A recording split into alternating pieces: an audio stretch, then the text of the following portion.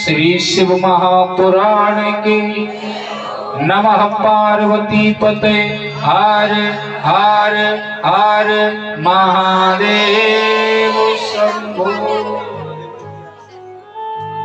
मैं तो कथा ही भूल गया कहाँ चल रही थी। कोई भगत बता सकता है कथा कहाँ चल रही थी? वो तो पूरी कथा में नारायण ब्रह्मा तो और शिव जी तो वो तो पूरी कथा में। कथा कहाँ चल रही थी ये बताओ। ले जी सुन लीजिएगा 26 सेक्टर में। नहीं पता?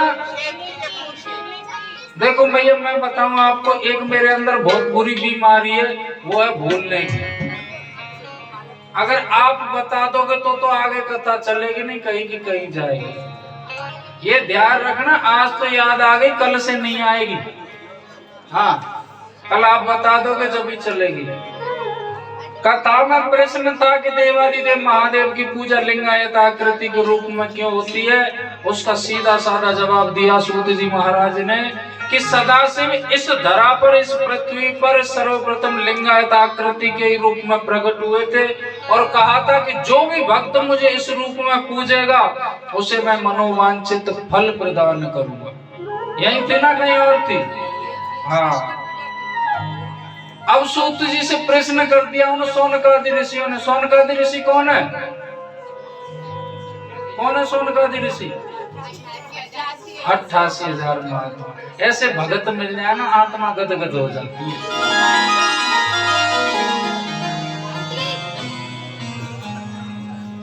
अट्ठासी 88,000 महात्माओं ने कहते तीसरा प्रश्न उनसे किया, तो प्रभु हमको ये बताओ भोलेनाथ की पूजा का नियम क्या है? भोलेनाथ की पूजा कैसे करनी चाहिए? और सही बात है, भोलेनाथ की पूजा में कहीं है लोटा जल चढ़ाओ, 2 पतासा रख दो ऊपर, उसके बाद में चले आओ। बाद में पतासा बह के भोलेनाथ पे चढ़ रहा है और कहते ऊपर से चीटे लग रहे हैं। ऐसा ही होता है ना? हाँ, खूब अच्छी तरीके से मैया पूजा पाठ करती है, कसर नहीं है पूजा पाठ में कोई। लेकिन जब भोग लगाते हैं ना, भोलेनाथ के ऊपर ही चढ़ा करके चले आते, जल और डाल देते हैं लोग, गल जाएगा जल्दी से।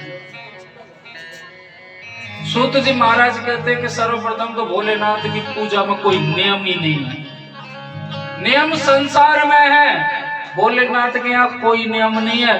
भक्त जिस प्रकार से चाहे उस प्रकार पूजा कर सकता है, उसका मन हो जैसा पूजा कर सकता है।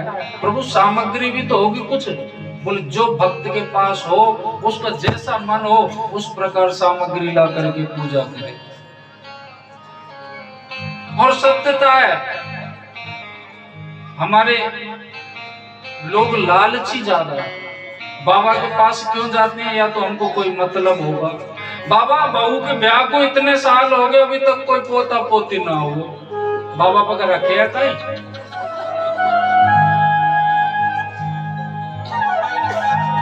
फलाना काम बिल्कुल चल नहीं रहा, पैसे आते हैं रुकते नहीं। रुकते किसके पास में? रुकते किसके पास में? आमदनी कम होगी, खर्चा ज्यादा होगा तो रोकी कहां से लोगे आप? बाबा थोड़ी ना पकड़ के बैठेगा उन पैसों को। पूजा पाठ कराएंगे, ये पूजा पाठ कराने से हमारा ये काम सिद्ध हो जाएगा।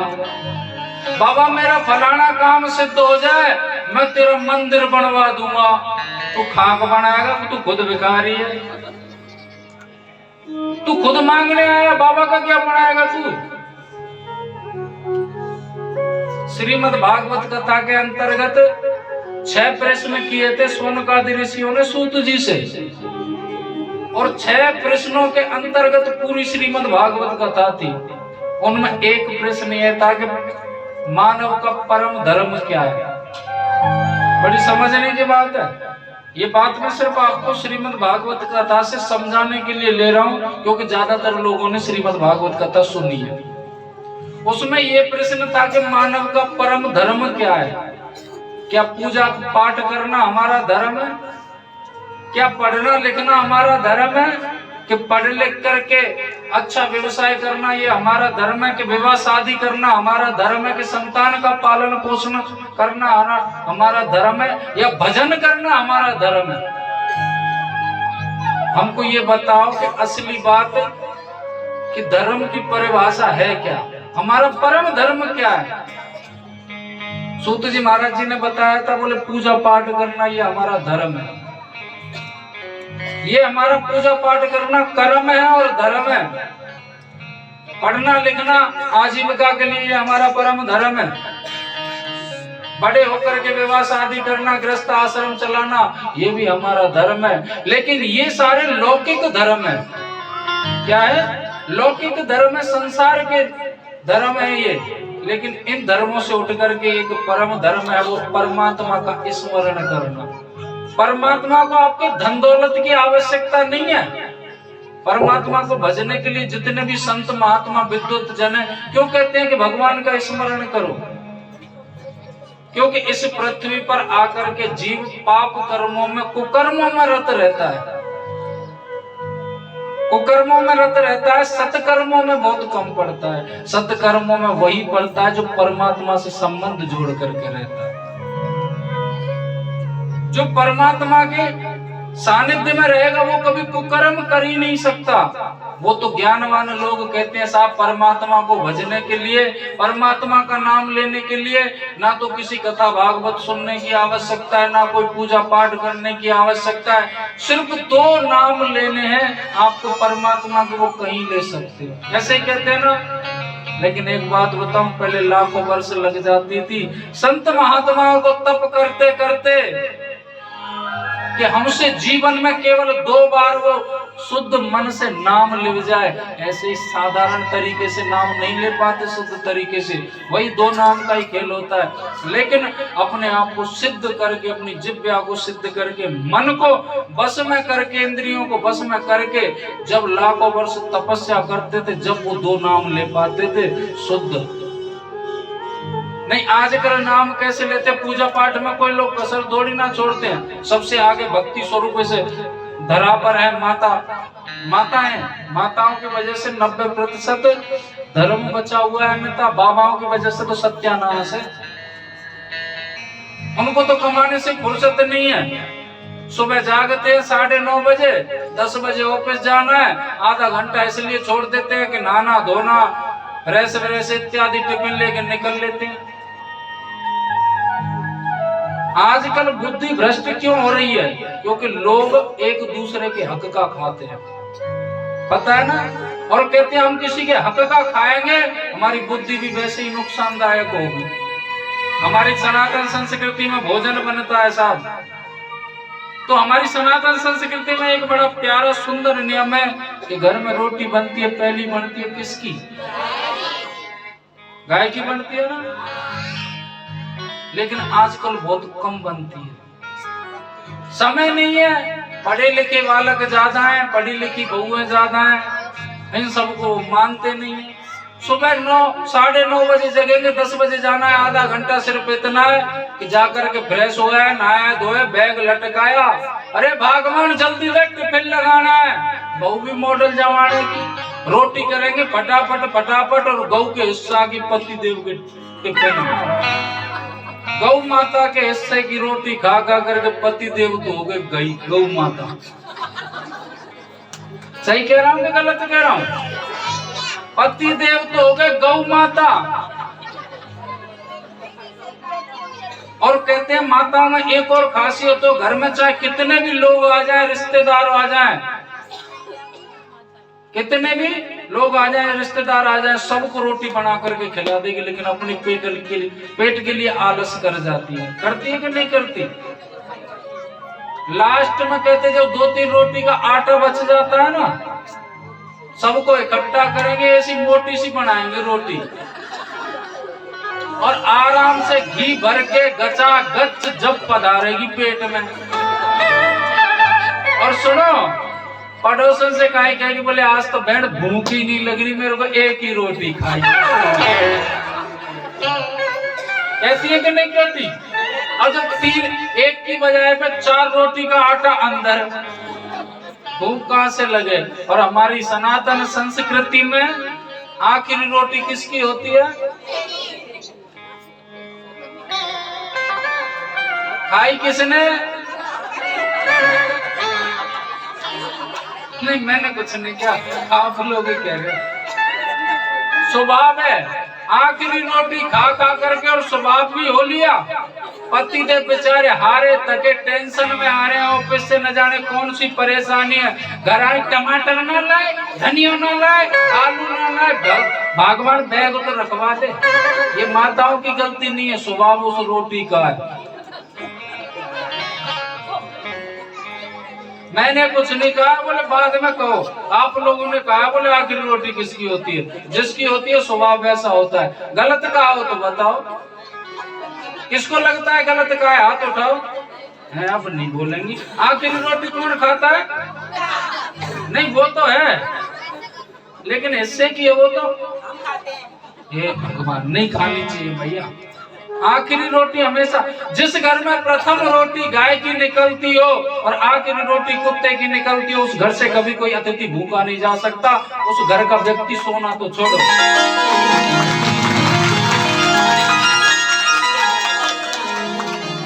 कुत्ता चाहता है, गौ माता चाहती है कि इस परिवार की बरकत यूं ही बढ़ती रहे, जो मुझे हर घर से रोटी मिलती रहे। ऐसे कुत्ते का स्वभाव है साहब। आदमी गद्दार हो सकता है, लेकिन कभी आपने सुना नहीं होगा कि कुत्ते ने गद्दारी की है अपने मालिक से। वो भी यही सोचता है कि परिवार इतना फले फूले, इतना बड़ा हो कि हर परिवार से अगर एक गिलास आए ना तो मेरा पेट भर जाए। इसलिए जिनके घर में बनती है उनके लिए बहुत बहुत धन्यवाद। जिनके घर में गौ माता की और कुत्ते की रोटी नहीं बनती, वो बनाना प्रारंभ करें। आपकी इन 2 रोटी से कंगाली नहीं आ जाएगी, लिख करके दूंगा मैं इस बात को। आप 2 रोटी उनके लिए निकालोगे, आपकी 10 रोटी की व्यवस्था पहले ही हो लेगी। हर व्यक्ति अपने भाग्य का खाता है, हर व्यक्ति अपने भाग्य का खाता है। ये गलत बात है। कहते हैं ना, वो दाने दाने पर लिखा है खाने वाले का नाम। हमारा जल्लाना आपकी कॉलोनी का लिखा हुआ था, इसलिए हम आए। नहीं लिखा होता, नहीं हमारे संस्कार होते तो हम क्यों आते? ये तो मन की भ्रांति होती है कि हमने किया वो किया, ये सब पूर्व निर्धारित होता है। बोलिए शंकर भगवान। अब बात चल रही थी महादेव के पूजन की, मेन मुद्दे पर आओ। एक तो सर्दी का समय है, कहते हैं परमात्मा से कभी कुछ नहीं मांगना चाहिए। खूब महादेव की सेवा कर रहे हैं हम, और विद्वान कहते हैं कि परमात्मा से कभी मांगना नहीं चाहिए। हो सकता है कि अगर आपने मांगा तो आपको शायद उतना ही मिले जितना आपने मांगा है, लेकिन अगर नहीं मांगोगे ना, मेरे भोले भंडारी को पता है कि मेरे भक्तों को किस वस्तु की आवश्यकता है। आपको मांगने की आवश्यकता ही नहीं पड़ेगी, पहले से पहले आपको प्राप्त हो जाएगा।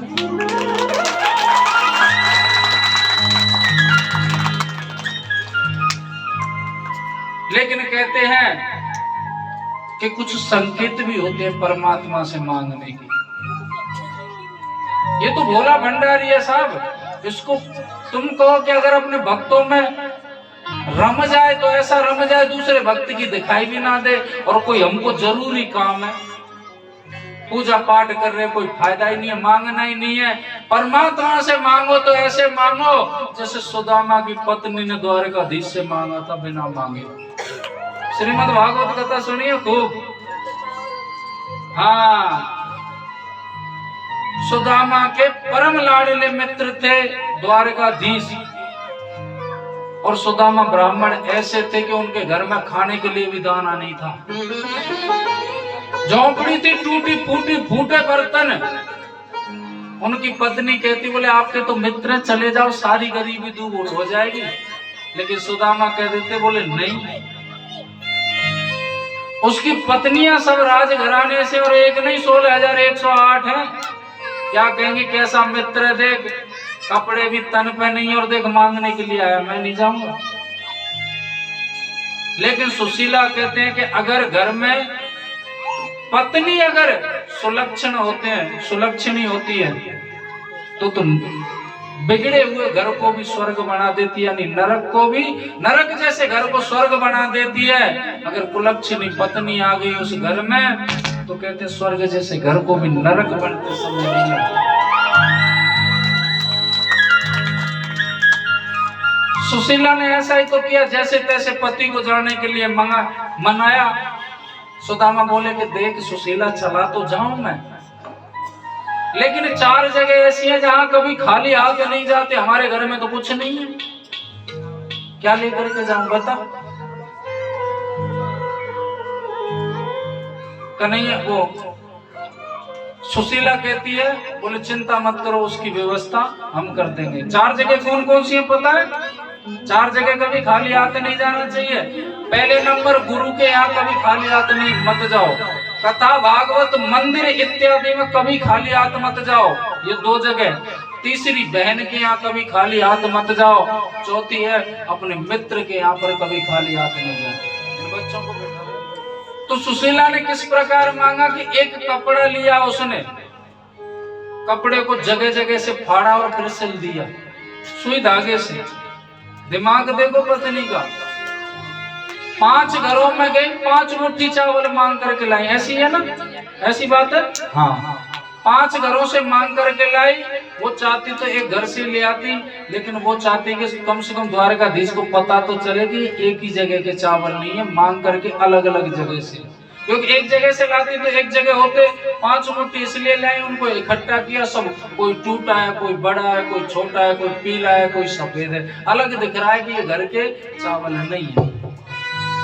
पोटली बांध करके पकड़ा दी, क्योंकि वो जानती थी कि ये जाएंगे द्वारकाधीश, पूछेंगे लाला सब कुशल मंगल, तो यही कहेंगे कि लाला तेरी कृपा से आनंद हो रहा है, किसी बात की कोई दिक्कत नहीं है, जबकि खाने के लिए दाना तक नहीं है। और वहां पहुंचे यही हुआ, द्वारकाधीश ने पूछा सब ठीक ठाक, बोले आनंद आ रहा है तेरी कृपा से।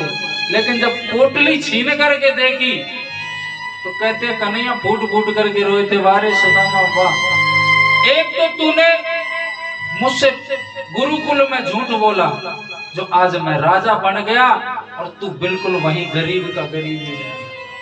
ये सत्यता है। लोग बाग क्या कहते हैं कि सुदामा इसलिए गरीब हुए, कन्हैया के हिस्से के चने खाए थे, इतना ही जानते हैं ना लोग बाग।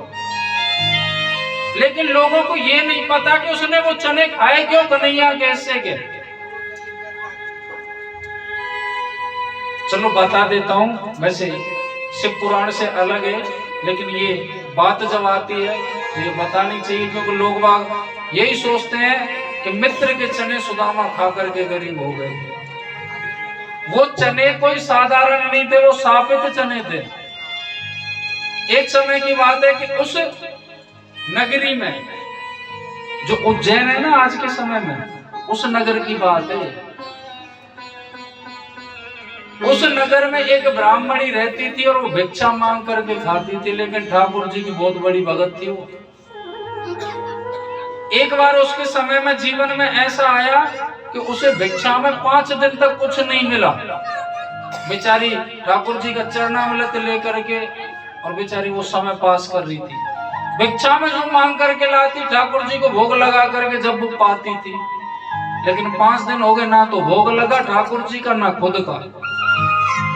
5वें दिन सांझ की बात है कि कहीं से उसको 2 मुट्ठी चने मिल जाते हैं, लगभग 2 मुट्ठी के करीब। अब वो उनको घर लेकर के आई और मन में विचार कर रही है, चल रात की तो बात है, ठाकुर जी का चरणामृत लेकर के सो जाती हूँ, प्रातः ठाकुर जी को भोग लगा करके जब इन चनों को पाऊंगी। उसने वो 2 मुट्ठी चने एक पोटली में बांध करके, वो झोंपड़ी में रहती थी बेचारी, और झोंपड़ी में वो लटका दिए बांध करके, और चरणामृत लेकर के अपनी सैया पर सो गई। रात्रि को चोर आ जाते उसकी कुटिया में। चोरों को ना तो गरीबी से मतलब ना अमीरी से मतलब, उनके हाथ चढ़ जाए वो तो ले जाते हैं। चोर आए रात को, कुटिया में कुछ था ही नहीं जो मिलता। जैसे उसमें कुछ ढूंढ रहे थे तो सिर से वो चने की पोटली लग जाती है। चने की पोटली खोली और जैसे ही टटोल रहे थे, आवाज उस मैया को हो गया कि कुटिया में कोई प्रवेश कर गया झोंपड़ी में। और जैसे ही उठ करके बोली, कौन है भैया? इतने में चोर निकल के भाग लिए वो पोटली लेकर के। तो मैंने बताया कि चोर ज्यादा लंबा नहीं भागता है, पास में ही जगह छुपने की देखता है। तो चोर भागे, एक तो कहीं भाग गया, मैया ने थोड़ी आवाज लगा दी नगर में, चोर चोर। तो चोर के लिए तो अगर रात्रि में आवाज आ जाए ना, किसी की भी चाहे कितना भी बड़ा दुश्मन क्यों ना हो, चोर का अगर नाम सुन लिया तो कैसा भी दुश्मन पड़ोसी हो या कॉलोनी में हो, तुरंत निकल के आएगा और ठोकने लगेगा। सही बात है ना? वो ये नहीं देखता कि फलाना आवाज दे रहा है मेरा दुश्मन है, चोर की आवाज आ गई तो कुटाई पहले करेगा, पकड़ के उसको दूसरे को जो चोर है। ऐसा ही वहां पर हुआ कि 2-3 चोर थे, बाकी तो भाग गए। एक सांदीपन मुनि का जो आश्रम है जहां वो शिक्षा ग्रहण करते थे, द्वारकाधीश और सुदामा। जैसे ही चोर चोर की आवाज आ रही थी तो गुरु मां ने सोचा देखूं तो सही कौन सा चोर है। पहले वैसे दीपक चलते थे, जलाने के अनन्य साधन थे, दीपक हाथ में लिया और दरवाजे की ओर जैसे ही आ रही और चोर का प्रवेश करना हुआ आश्रम में। बेचारा गुरु माता को देख करके डर के मारे वो पोटली उसके हाथ से छूट गई और भाग गया लौट करके। जब तो गुरु मां सो गई, लेकिन सुबह जागी दरवाजे में वो पोटली पड़ी है, खोल करके देखा तो उसमें चने वो अपने पास रख ली पोटली। अब वो जो कुटिया में वो ब्राह्मणी थी, वो मैया, वो बेचारी नहा धो करके प्रातः ठाकुर जी की सेवा पूजा करके अब सोचा कि चल भोग लगा दूं, फिर उन चनों को पाऊंगी जिससे भूख शांत हो जाएगी। ठाकुर जी की भोग लगाने के लिए वो चने ढूंढने के लिए गई, चने लेने के लिए गई, वो पोटली चनों की तो उसको वो मिली नहीं, कि उसको तो चोर ले गए। जब पोटली की उसको ध्यान आया कि रात्रि को शायद चोर आए थे, वो ले गए। उससे अपना क्रोध सहन नहीं हुआ और श्राप दे दिया कि जो भी इन चनों को खाएगा वो निर्धन हो जाएगा। ऐसा कह करके जल छोड़ दिया। वही पोटली गुरु मां के हाथ लग गई और उसी दिन आदेश आया कि कृष्ण और सुदामा हवन के लिए समिधा लेने के लिए जाएंगे जंगल में। समिधा कहते हैं लकड़ी को। दोनों चल देते हैं। भोजन उस समय बना नहीं था। गुरु मां ने कहा, बोले तुम दोनों जा रहे हो, पता नहीं कितना समय लगेगा, एक काम करो ये चने ले लो और आधे आधे बांट करके खा लेना। और वो चने सुदामा की हथेली पर रख दिए। सुदामा सगुन शास्त्र में पारंगत थे, विद्वान थे। जैसे ही हाथ पर चने आए उनको आभास हो गया कि ये तो शापित चने। और गुरु मां ने कहा है कि दोनों मिल बांट करके खा लेना। और कन्हैया मेरा परम लाडला मित्र है, भविष्य में अगर किसी को पता चला कि सुदामा सगुन शास्त्र में पारंगत था, उसको पता था कि चने श्रापित हैं, अगर कोई पता चलेगा कि इसने शापित चने होते हुए और जानकारी होते हुए इसने कन्हैया को खिलाए, इस बात का मित्र है, मित्रता केवल स्वार्थ की है। उसी समय से सुदामा मौका ढूंढते कि कब कन्हैया अलग हो, उनकी आंखें बचे और ये सारे चने में खा जाऊं। क्यों? अगर इनको फेंकूंगा तो कन्हैया तो उद्यमी है शुरुआत से, छलिया, ये उन चनों को भी बीन करके खा जाएगा और ये निर्धन हो जाएगा। और मेरे होते हुए मेरा मित्र निर्धन हो, ये गलत है। उसी समय से मौका देख रहे हैं, जंगल में नीचे बहुत सारी लकड़ियां पड़ी। जैसे ही कन्हैया उठाते, सुदामा कहते नहीं लाला, यहाँ गंदगी ज्यादा है, हवन के लिए लकड़ी लेके चलेंगे, यहाँ गंदगी ज्यादा है। तो बोले एक काम कर, वृक्ष पे चढ़ के सूखी सूखी लकड़ी तोड़ता हूं। कन्हैया बोले सूखी सूखी? भैया मुझे तो चढ़ना नहीं आता। सुदामा बोले तुझसे कहा किसने कि तू चढ़, मुझे आता है ना चढ़ना। मौका देखते ही चढ़ गए। कहते हैं बरसात का सा मौसम हो रहा था और अचानक से बरसात आई जाती है। और जैसे ही बरसात आई और कन्हैया नीचे खड़े और मौका देखते ही दोनों के हिस्से के जो चने थे एक ही बार में मुंह में, तो चने की एक खासियत होती है, आप चाहे कितने भी खिले हुए चने ले आना बाजार से, एक न एक चना तो उसमें ऐसा आएगा जो आपके दांतों से आवाज करवा देगा। सही बात है ना? एक ही बार में दोनों के हिस्से चने भीतर, अब उनको चबाने लगे सुदामा, क्योंकि चबाने तो पड़ेंगे, चने अंदर डायरेक्ट तो जा नहीं सकते बिना चबाए। दांत किटकिट की आवाज आई, और कन्हैया तो वैसे त्रिलोकीनाथ थे, सब जानते थे, नीचे से आवाज लगाए, बोले अरे तेरे दांत क्यों किटकिटा रहे भाई? बोले कहीं नहीं है, ठंड लग रही है, बरसात से ठंड लग रही है। कन्हैया बोले कहीं ऐसा तो नहीं सारे जो मेरे चना खा रहे हो तू? अरे बोले ना, ऐसी बात नहीं है। बरसात बंद हुई, सुदामा नीचे उतर के आए जैसे, कन्हैया ने कहा बोले ला मेरे चने, भूख लग रही है। बोले चने तो मैं खा गया, चने तो खा गया। कहते जब कन्हैया बोले ये अच्छा नहीं किया जब सुदामा ने कहा था, और उस समय भी कन्हैया फूट फूट करके रोए थे, मेरे हिस्से की गरीबी तूने ले ली। अपनी पत्नियों से कहा था द्वारकाधीश ने कि आज यहाँ द्वारका का राजा हूं ना, केवल मेरे मित्र सुदामा की वजह से हूं, नहीं मैं भी कहीं पर निर्धन भटक रहा होता। उसकी पत्नियों ने कई बार कहा था, बोले उसको बुला लो, तुम्हारा मित्र गरीब है, आप चाहो तो एक क्षण में दूर कर सकते हो गरीबी। तो कन्हैया ने एक बात कही थी, बोले कर तो दूं, लेकिन मैं भी विवश हूं। ये जीव परमात्मा के हाथ की कठपुतली होती है, जैसा परमात्मा चाहता है। कर्म और कार्य को इस संसार में व्यक्ति दोनों से एक को जोड़ता है, कहते हैं कार्य को ही तो कर्म कहते हैं। इस संसार में परमात्मा के हाथ की कठपुतली है हर जीव, हर व्यक्ति, जैसा परमात्मा चाहता है वैसा उसको कर्म करना पड़ता है। और उस कर्म के द्वारा कहते हैं परमात्मा ने एक काम स्वतंत्र छोड़ रखा है कि जैसा तू उस कार्य को करेगा वैसा भरेगा, वो है कर्म, सत्कर्म। जैसा तू सत्कर्म करेगा वैसा ही तुझे फल मिलेगा। लेकिन लोग कुकर्म करते परमात्मा को दोष देते।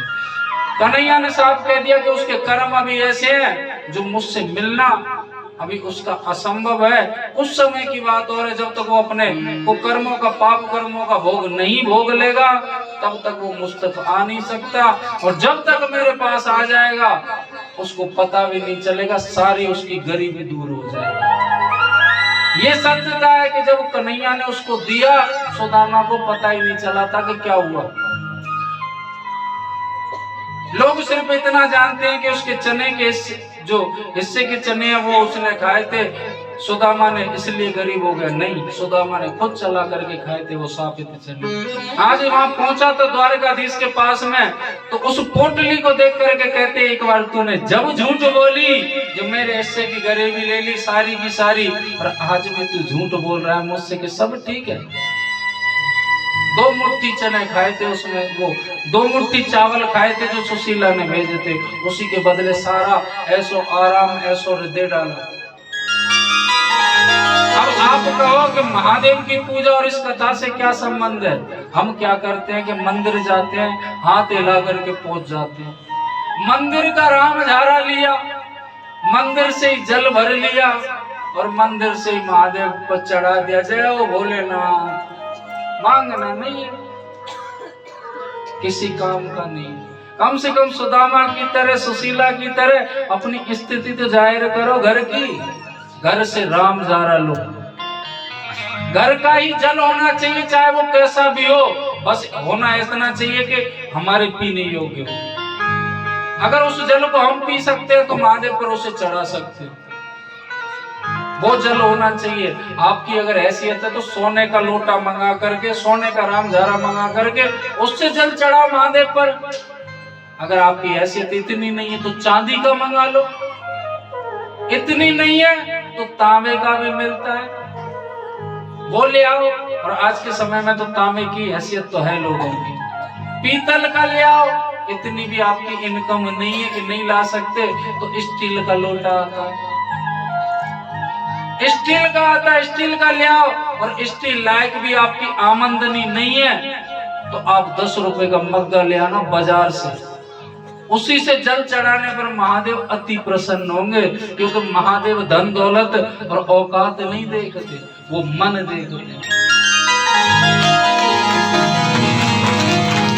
सांसारिक लोग परमात्मा से होशियारी करते हैं, अनन्य हमारे पास संपत्ति है, धन की कोई कमी नहीं है, लेकिन जब पूजा पाठ की बात आती है, पूजा पाठ के लिए सामान लेने जाते हैं, आवाज आती है, बोले पंडित जी ने सामान लिखा है, इसमें 1.25 मीटर कपड़ा लिख रहा है। बोले किस लिए चाहिए? सेठ जी पूछ लेते, बोले किस लिए? बोले पूजा के लिए। ये पकड़ 10 रुपए का। 10 रुपए का कौन सा 1.25 मीटर कपड़ा आता है? वो बिल्कुल छन्न है, वो बाबा के लिए चाहिए। इसलिए हमारा काल सर्प दोष हो जाए, घर में सुख समृद्धि बनी रहे, धन की आवक बढ़े, व्यापार चले 10 रुपए के कपड़े से। और खुद के लिए कपड़ा चाहिए तो ब्रांडेड चाहिए साहब, 2,500-3 हजार रुपए का, 10,000 रुपए का। लेकिन बाबा के लिए काम की जरूरत पड़ी तो 10 रुपए का कपड़ा। दीपक जलाने के लिए घी की आवश्यकता होती है, सेठ जी पूछ रहे हैं इसमें घी लिख रहा है, किस लिए चाहिए? बोले दीपक के लिए, पूजा पाठ के लिए। ये पकड़ 140 रुपए किलो का। और खुद के लिए, स्वयं के लिए चाहिए 1000 रुपए किलो का, बिल्कुल मिलावटी नहीं। लेकिन भोलेनाथ के लिए दीपक जलाना है तो 140 रुपए किलो का। 140 रुपए किलो में तो शुद्ध सरसों का तेल भी नहीं आता। भोलेनाथ ने आपसे कभी कहा है कि मेरे ऊपर घी का जलाओ, कि मेरे लिए दीपक जलाओ, मेरे लिए यह करो? उनको आवश्यकता नहीं है आपकी, ना तो आपके 1 रुपए की उनको आवश्यकता है, ना आपके घी के दीपक की आवश्यकता है, ना आपके वस्त्र की आवश्यकता है। हम कौन होते हैं? आप कौन होते हैं उनको देने वाले? वो तो सर्वस्व देने वाले हैं अपने भक्तों को। किसी वस्तु की आपकी आवश्यकता नहीं है, लेकिन वो तो समर्पण देखते हैं कि ये जो भक्ति कर रहा है, ये सात्विक भाव से कर रहा है कि केवल दिखावटी है। समर्पण देखते हैं, इसका समर्पण कैसा? जितना आप उसके लिए खर्च करते हो ना, उससे कई गुना बना करके आपके लिए पहले पटक देता है जीवन में। सब समर्पण किया था दशानन रावण ने, सोने का महल बनाया था, ये कथा भी आएगी आगे। और हुआ क्या? बाबा ने उसको दक्षिणा में दे डाला, वो ले जा भैया, मुझे आवश्यकता नहीं है। लेकिन समर्पण दशानन को आनंदमय कर दिया था, उसे कभी धन दौलत की आवश्यकता नहीं है। लोग कहते हैं दशानन रावण ने अधर्म किया था, रामचरितमानस उठा करके देखिए उसने कौन सा अधर्म किया था। माता जानकी की चोरी की थी। अगर आपने अध्ययन किया हो तो पता चले कि क्या वास्तव में दशानन रावण ने माता सीता की चोरी की? दशानन रावण ने माता सीता की चोरी नहीं की, क्योंकि वो तो साक्षात आदि शक्ति थी, मां जगदम्बा थी। जल करके भस्म हो जाता दशानन रावण। लेकिन उसकी जिद थी कि महादेव तुम्हारे बिना इस पृथ्वी पर मुझे रहना नहीं है। महादेव को प्रसन्न करने के लिए क्या नहीं किया, लेकिन उसके स्वार्थ के कारण वो रह गया।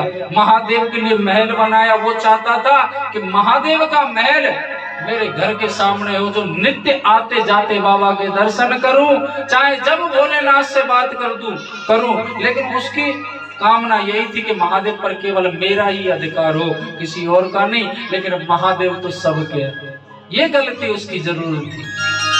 और जब बार बार प्रयास करने पर भोलेनाथ नहीं गए दशानन रावण के साथ में,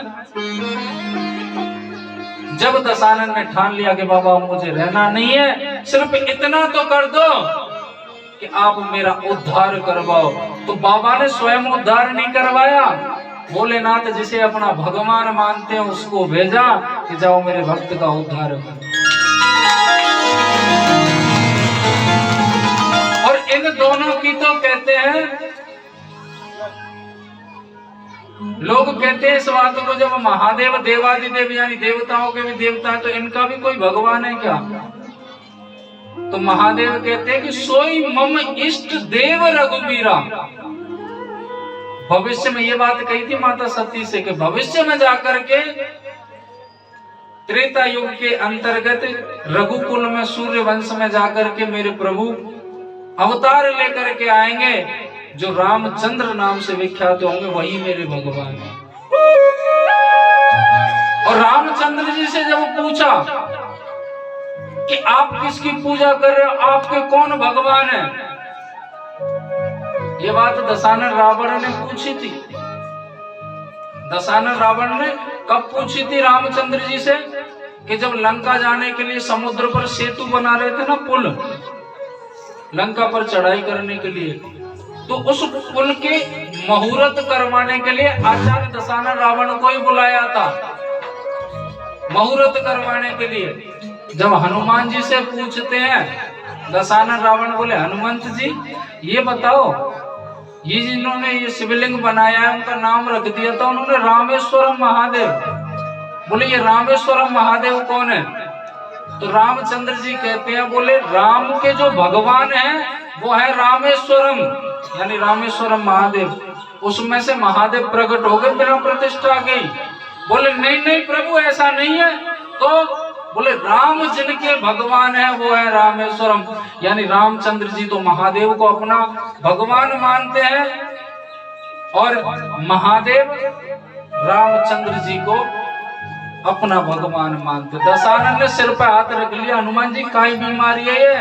बोले बीमारी कुछ नहीं है, इस मामले से आप दूर हो जाओ, नहीं आपके अंदर बीमारी घुस जाएगी, उलझ नहीं पाओगे इस बात से। इनका सीधा साधा सा अर्थ है, दोनों के भगवानों का आप आदर कीजिए, स्मरण कीजिए। महादेव का भगत अगर राम का स्मरण करते हैं, प्रभु श्री राम का स्मरण करते हैं तो महादेव अति प्रसन्न होते हैं, और रामचंद्र जी के भगत महादेव का स्मरण करते हैं तो रामचंद्र जी अति प्रसन्न होते हैं। और तू तो डूबा हुआ तर जाएगा, तू तो डूबा हुआ तर जाएगा, बंदे राम राम राम राम गाएगा, बंदे राम राम राम राम गाएगा।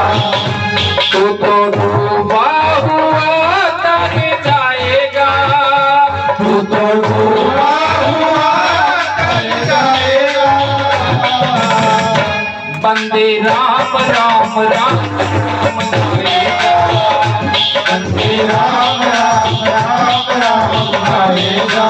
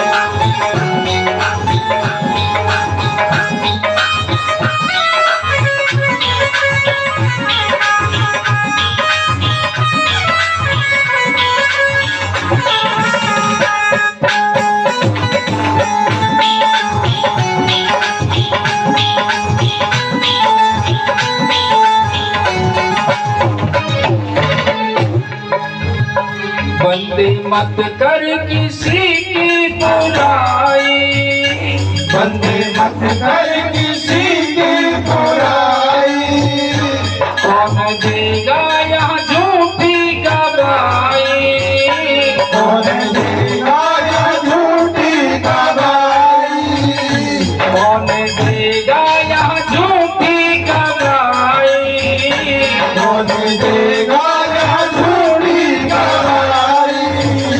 शिव पूछेंगे क्या बतलाएगा, शिव पूछेंगे क्या बतलाएगा, बंदे राम राम राम गाएगा, बंदे राम राम राम राम गाएगा। तू तो डूबा हुआ तर जाएगा,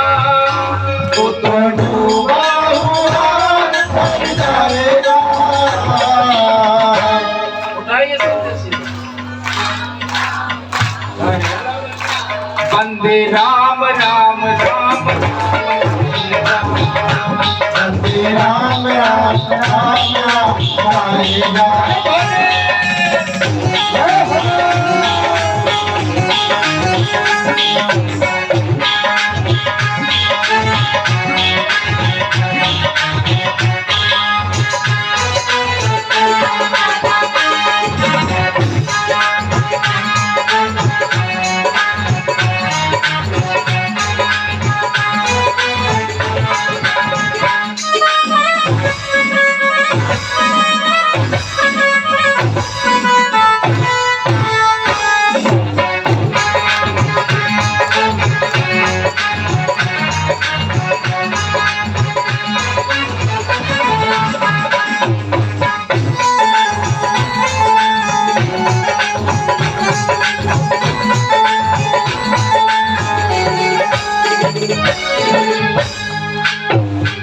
कहते हैं मनुष्य न जाने किस बात का अभिमान करता है।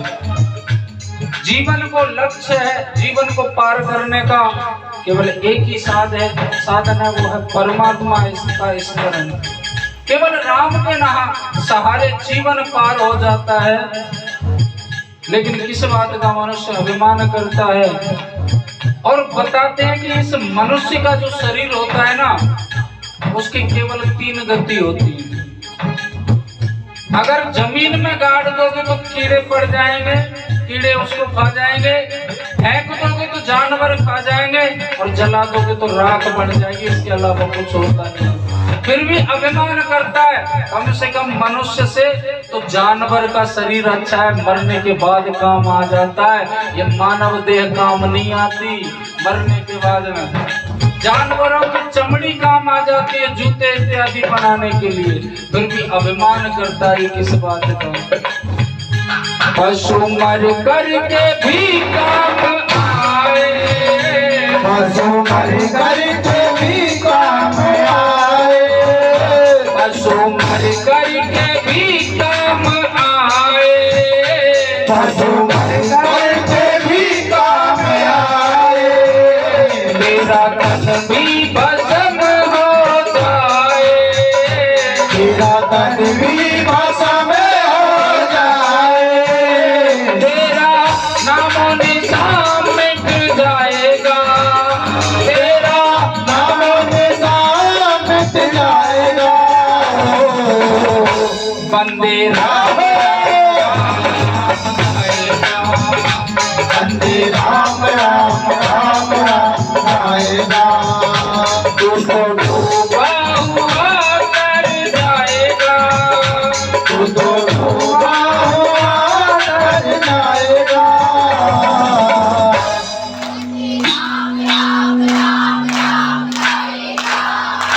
वंदे हर महादेव।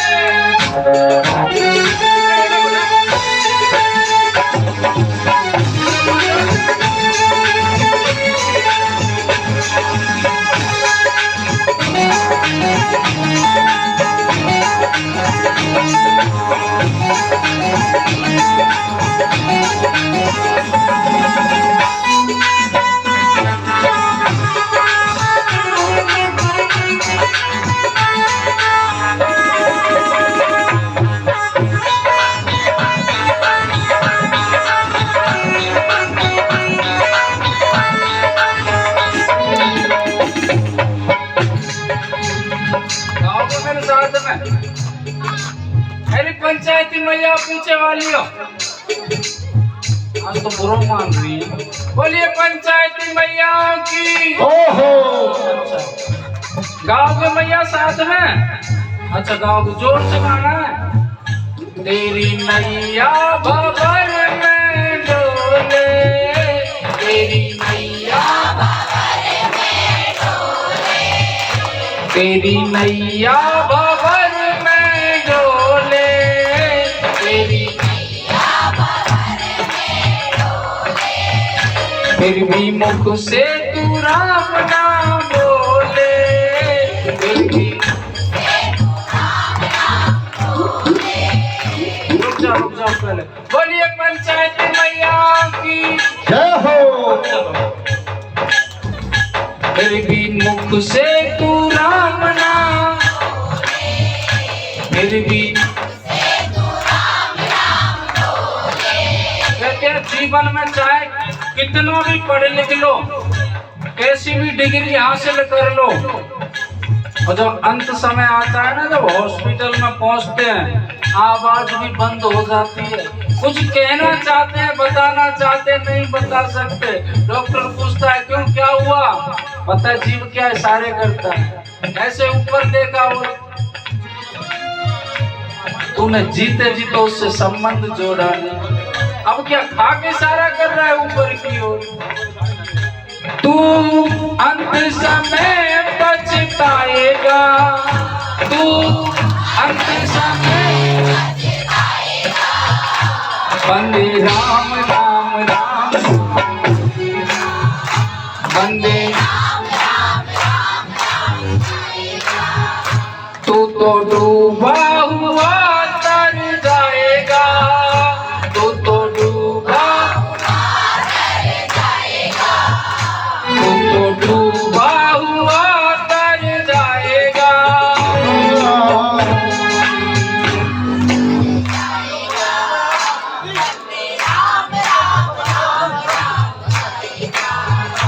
वंदे राम नाम। अच्छा गा रही है, बताया अब भी अगर ना करो ना, इनकी तो पता नहीं, लेकिन हमारा उद्धार जरूर हो जाए। पक्की बात है। और वैसे जो कहते हैं कि जिब्या से लिया हुआ राम का नाम कभी व्यर्थ नहीं जाता, एक बार भी अगर स्मरण करता है तो व्यर्थ नहीं जाता, चाहे वो गलती से ही क्यों ना लिया हुआ। तो डूबा हुआ तर जाएगा, तो डूबा हुआ तर जाएगा।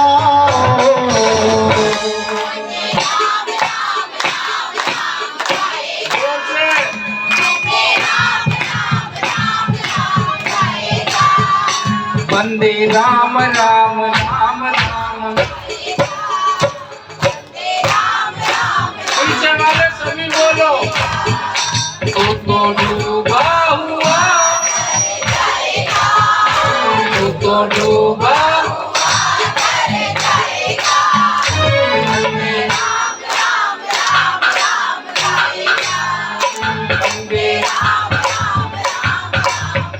पक्की बात है ना, राम का नाम लेने से तर जाएंगे। उठाओ सीधे सीधे और ताली बजानी, नीचे नहीं करना। जिनके स्वयं के हाथ हो उनको तो ताली बजानी, और किराए पर लेके आए तो भाई कर कह नहीं सकते। अरे महादेव। वंदे राम राम राम राम गाएगा, राम राम राम राम राम राम राम राम गाएगा, राम राम राम राम गाएगा। तो डूबा हुआ तर जाएगा, तो डूबा हुआ तर जाएगा। वंदे राम राम राम राम गाएगा, राम राम राम राम गाएगा। राम राम राम गाएगा। वंदे राम राम राम राम गाएगा। वंदे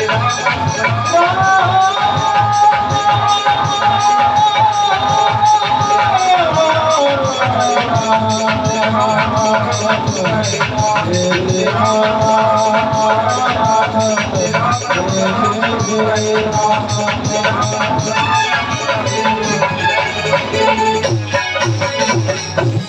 ओ तू तो डूबा हुआ तर जाएगा, तू तो डूबा हुआ तर जाएगा।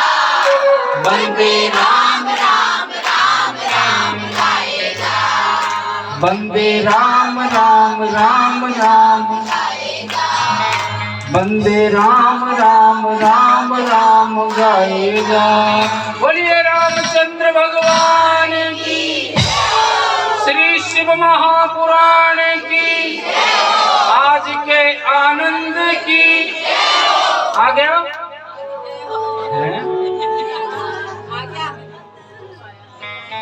अभी तो डेट तो नहीं हुआ है,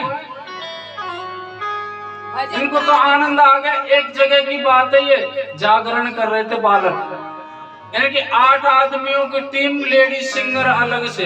एक बाबा बैठा हुआ था आगे, बढ़िया भजन गाया और बाबा से पूछ लिया, बोले आनंद आ गया बाबा, आनंद आ गया? बाबा इधर उधर देखा, बोले नहीं आया। कलाकार बोले अब की बार आएगा, चिंता मत करो। उसने अब की बार बढ़िया भजन गाया, बोले बाबा आनंद आया?